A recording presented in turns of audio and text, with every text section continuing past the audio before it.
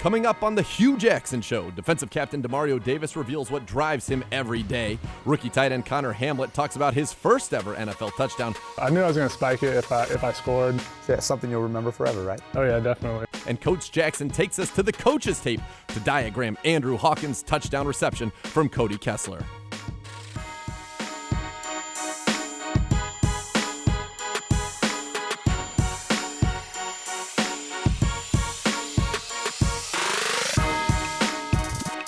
Hey Dog Pound, welcome to the Hue Jackson Show. Nathan Segura alongside the head coach of the Cleveland Browns, Hue Jackson, brought to you by Elk & Elk.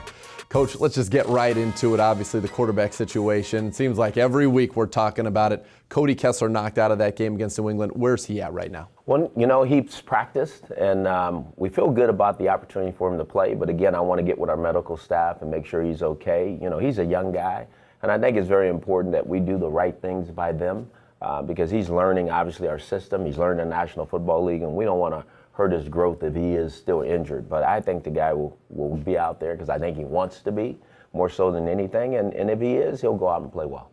Josh McCown back to practice this week as well. How's your veteran looking? He's looking good. You know, he's another one that is back on the field practicing, but at the same time, we have to get with the medical staff and see exactly where he is. We don't want to put those guys back out there too soon. So I'll definitely refer to those guys' opinion and what needs to happen, and we'll kind of go from there. Is the expectation or the hope, though, that Cody Kessler will be your starter Sunday against Tennessee? Absolutely. It's looking that way. And now you also added another quarterback to the roster, Kevin Hogan, on the practice squad. What's he shown you since he's joined the Browns? Well, again, he's kind of familiar with our system because of his time with Pep Hamilton. Yep. I think he has grown since he's been here. He's starting to make some throws the way we want our quarterback to make throws. So, again, more so than anything, we don't want to get stuck, you know, like we were a week ago, and all of a sudden something happened and we had to put, Charlie Whitehurst in the situation. That was kind of uncomfortable. And also Terrell Pryor. So we feel good about our quarterbacks this week. If something does happen, that we have a guy who's practiced and is ready to go. All right, let's go back to that game. Cody Kessler, and we'll see on the big board just a little bit later. Nice touchdown pass. It was 7-7 at that time. They score, then he gets knocked out of that game. How much did that impact the game plan that you wanted to call against New England? Well, it impacts it, obviously. I mean, because he was the young man that took all the reps in practice. And, again, nothing against, New England and what they're doing. We just thought it would be a different game if Cody could have stayed in the game. He wasn't able to. So, again, you do have to adjust and make different kind of plans when you're playing with a couple of different quarterbacks, being Terrell and Charlie Whitehurst. But I thought those guys went in and battled as hard as they could. They did, and Charlie Whitehurst with a touchdown to Conner Hamlett, who will make an appearance on the show later as well. The ground game, number one in the NFL going in this one. Patriots did a very good job of stopping that. What happened there? Well, I don't think we did our part, too. I think the Patriots did do a good job, but I thought there was something that we could have did a little bit better as well. I didn't think up front that we blocked some of the looks as well, and we didn't stick the ball in the right places at times. And that happens from time to time. Hopefully we'll rebound from that this week.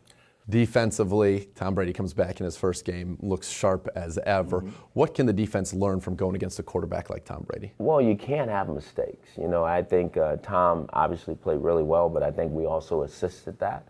And I think we have to make sure that we, cross the T's and dot our I's and make sure that we're in the right places at the right time. Offensively, what positives did you take away from this game? Well, I thought the guys stuck together. I think not just offensively, I think it was the whole team. You know, when you lose a quarterback, things can kind of go the other way real fast. But I thought our team fought extremely hard. That's one thing I'm most pleased about is the effort of our whole football team. I think the guys kept battling and believing that there was a chance. And that's all you can ask for right now. What we need to do is just keep getting better so that we can go win a football game. One of the guys who certainly battled, veteran wide receiver Andrew Hawkins. And when you have teams taking away Terrell Pryor, or trying to, as the Patriots often threw Devin McCourty over the top of him, you need somebody to step up. Hawk did that in the red zone. It led to a touchdown. Let's go take a look at that on the All-22. Kessler shotgun. Drops to throw again. First down. Looks left corner of the end zone. Hawkins there. Caught it. Touchdown. He was wide open. He beat the rookie from Alabama, Cyrus Jones. All right, Coach, when you call a play, you want to get a certain look. Pre-snap, was this the look you were hoping for this play? Absolutely. I knew as we got down towards the scoring zone that they started double covering Terrell. and which would leave an opportunity for a one-on-one on the other side. So it's a two-play check for us that if they play a certain way, we can potentially run the ball or throw the ball. So we kind of send the pass in, and then we would check to the run. But the pass look was there, and Cody did a good job of taking advantage of it. All right, as we roll through it here, TP at the top points at Devin McCourty saying, yeah, that's right, he's doubling me. There they are over here. What did Cody come up and say to the line there? To me, he said, okay. That means that the play's on, we're good. We're good, Yeah, okay. Let's go run it, and let's go score. And I've told everybody in the room that Hawk is the best arrow route runner in football, which means a corner route, because he's hard to cover. You know, he's like a little water bug going through there, and he's hard to get your hands on. And sure enough, that's what he was able to do, is set the defender, push up the field, get to the corner, score a touchdown. Nice release, and then the touchdown pass there. It seemed like they were confused by the fact that Gary Barnes and Isaiah Crowell stayed in the protection. So when we look at it here, what was the protection scheme you wanted to go with? Well, again, because like I said, we have a check, you know, and it's pass first before run. So it's called quick pack right, which keeps Gary in and keeps Isaiah in. Isaiah will come across the backfield and secure inside or outside of Gary to make sure any leakage that's coming over there, he takes care of it. So again, we're somewhat in a max protection here. So for the ability for the quarterback to be able to look down the field and be able to throw the ball. All right, when we come back, we will have more of the Hue Jackson Show right here on News Channel 5. Coming up on the Hue Jackson Show, Conner Hamlett relives his first NFL touchdown, and Demario Davis tells you what it's like to be inside a Browns practice. I had a good feeling that something special was being built here.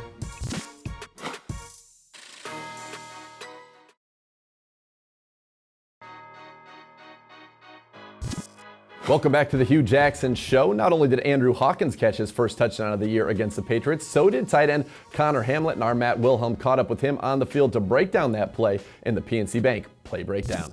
Hey, it's Matt Wilhelm. I'm here with Conner Hamlett, who scored his first touchdown of his NFL career this week against the New England Patriots.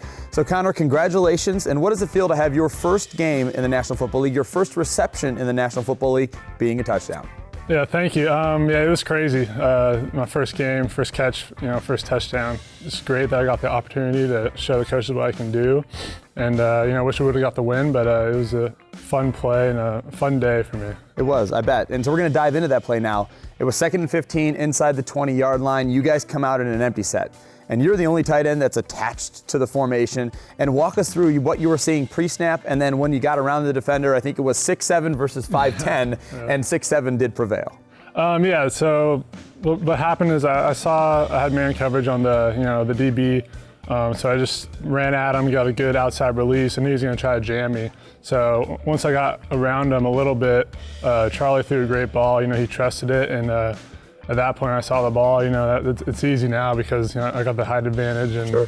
Got the perfect coverage for it, and it worked out well. Barnage and Crowell far side wide to the right. Pryor and Hawkins near side of the left. Hamlett tight on the left side, and Whitehurst in the shotgun. Takes the snap, drops from the 25, throwing end zone. Hamlett caught it, touchdown, Conner Hamlett. Nice catch by Hamlett. He went over the top. So you scored the touchdown. Walk us through the celebration. Where did it come from? Was it premeditated, or was something just off the cuff? Yeah, well, I was spiking the ball in preseason a lot, training camp and all that. So I knew I was going to spike it if I scored. So I did it, and then celebrating with my teammates was awesome. I was kind of running around in circles, trying to figure out if I was in or not on the next play. So it was kind of a blur looking back on it, but it was great to see my teammates come up to me, congratulate me, and just get the touchdown, and it was good. So yeah, something you'll remember forever, right? Oh yeah, definitely. Absolutely. Yep. And you've got a great mentor in your room as well. Gary Barnage got off to a slow start in his career in Carolina, just more of a blocker, not so much a pass catcher. And now he's become the focal point of the Cleveland Browns offense, going to the Pro Bowl last year, over 1,000 yards. What's it like to have Big Play Gary in the room with you and mentor you as a tight end? Yeah, Gary's a great guy. He's done a lot for me. I've learned a lot from him, in life and the game of football. We're roommates as well, so all the little tips and everything. He does a great job with that, especially with the young tight end room. Besides him, it's really good to have him in there, and kind of calm us down if, we're anxious or anything like that. And anything we need, he knows and he's willing to help us out. Absolutely, and I think Hue Jackson sees that. He's focused on the tight end being a focal point of his offense in his past, and he's going to do that again here. What's it like having Hue as a head football coach, not as a head football coach, but also as a play caller and an offensive guy? Yeah, Hue is a great offensive mind, especially being a tight end. We're very involved in the offense, and he's going to do a lot of things to put us in the best position to make plays, and he's going to do that with the receivers, running backs, and tight ends as well. So he's a really, really good coach, and he's a great leader, and we're all following him, and we're going to turn things around. Very cool. Well, Conner, congratulations on your first career touchdown and your first career reception, and good luck against the Titans. Thank you. You got it. Coach, see Conner Hamlett there, and it seems that every week we come in here and talk about somebody who was just added to the roster because of all these injuries, but who comes in and makes a play right away. How do you guys get these guys bought in so quickly and effective so quickly? Well, Conner's been with us throughout, OTAs, training camp, at the start of the season, and obviously was added to the roster because of injuries. But he knew exactly what to do in the right moment and was able to go up and make a great play. Obviously, it was there for him. He's a big, tall target, and sometimes you just have to lay the ball up for him, and that's what Charlie did, led to a touchdown. Well, he was kind of one of those all-Berea guys, getting in the end zone a lot during training camp, and then here you go. What gave you the confidence calling him in the red zone? And you talked about his size. Obviously, that's a big weapon. Well, again, they were playing a particular coverage that I thought we could exploit, and again, with his size and his ability to get down the field, we were able to lay the ball down there for him, and he made a heck of a play. All right, Demario Davis in the player spotlight when we return on the Hue Jackson Show. Coming up on the Hue Jackson Show, linebacker and defensive captain Demario Davis reveals what drew him to Cleveland and his passion for football. I had a good feeling that something special was being built here, and I wanted to be a part of it, just from talking to the coaches and when I came in, kind of seeing new staff, and I just felt like I had a good feeling about it.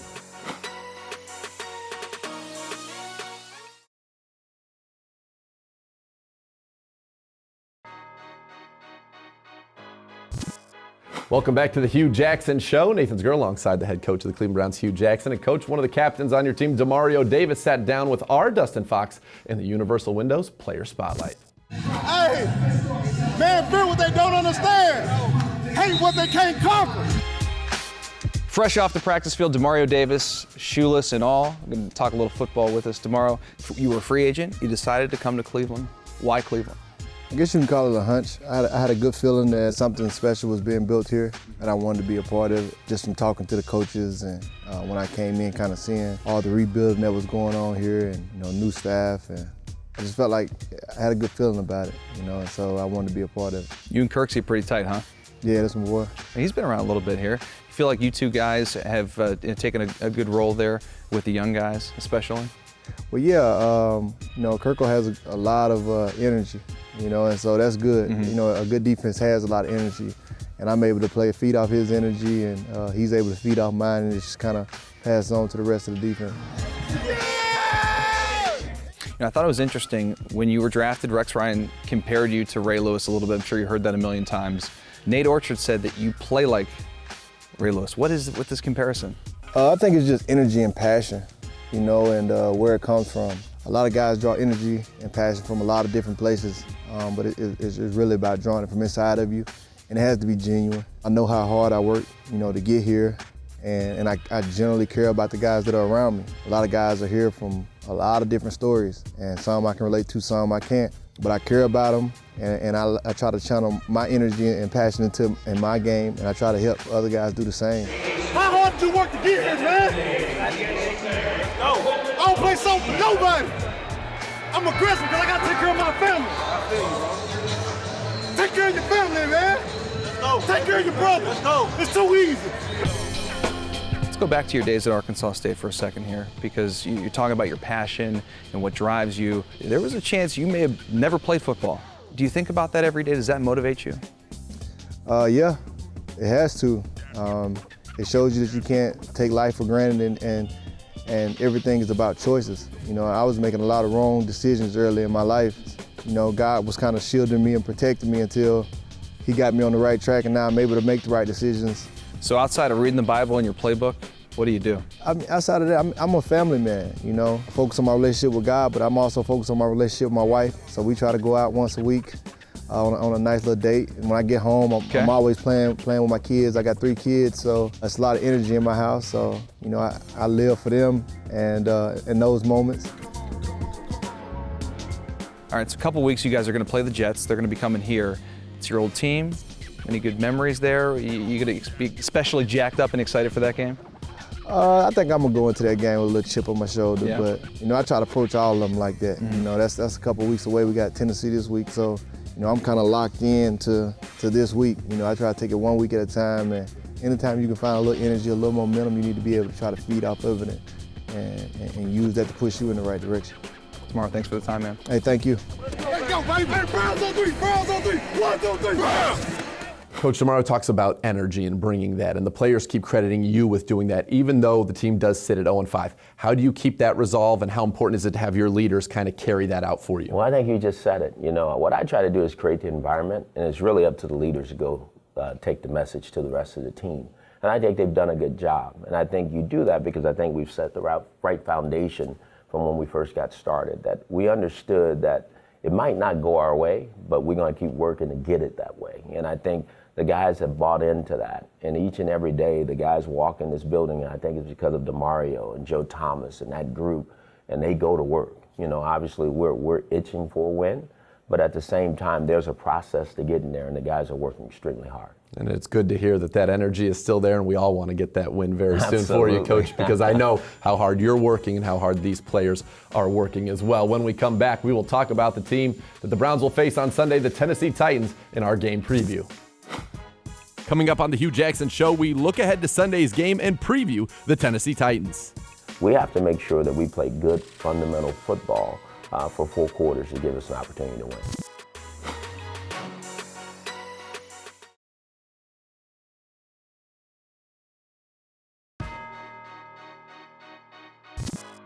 Welcome back to the Hue Jackson Show. Nathan Zagura alongside head coach Hue Jackson. Time now for the Northeast Ohio BMW Center's game preview. And coach, this is kind of an old school team. They run, and then they run it some more. DeMarco Murray, 330 yards the last 3 games. Is stopping the run the top priority this week? Absolutely it is. You know, they have big running backs. Also with Henry, and you just mentioned DeMarco Murray, have a big offensive line that I think is playing really well and physical. The quarterback can run. And they've really committed to running the ball now. So it's going to definitely be an emphasis for us. We got to slow them down in the running game. And again, we can't sit there and think that's all they have, because they also will throw it down the field as well. Well, and as you know, when you can run the football, that sets up play action. That gave us some problems last week. How do you kind of clean that up in terms of the eye discipline of your players down the field? And you just said it. We got to make sure we keep our eyes on our work, you know, in each and every play. You just got to be disciplined enough to do it. And it's something we've been working extremely hard at. Marcus Mariota, very talented quarterback out of Oregon, had some ups and some downs this year. How do you make him uncomfortable? Well, again, with any quarterback, if you can pressure him some and make sure that you're around him, you know, where he can feel that presence of a defense, you make young quarterbacks a little uncomfortable. But again, we have to make sure that we play good fundamental football for 4 quarters to give us an opportunity to win. This defense for the Tennessee Titans, top 10 in the league in terms of yards allowed per game. What makes them so effective? They play very hard together. You know, you can see a defense that's growing. They have some good players. Gerald Casey's probably playing as good as anybody in the league right now. And Brian Arapo, I mean, they have some guys that can do it. And their secondary is no slouching either. So it's a tremendous challenge. But again, like every week, as you know, Nathan, we're looking forward to it. We're not going to run from the challenge. When you have a guy like Brian Arakpo, who's 6 sacks on the season, so he's been one of the best edge pass rushers this year, how does that change your blocking strategy when going against a team like that? Well, you just got to make sure from a fundamental standpoint that you're in the right spot and that we provide help when we need to. But again, you know, they're going to create things where he's going to get singled up, whether it's with Joe Thomas or whether it's with Austin Pastor, and in those times, we got to get the job done.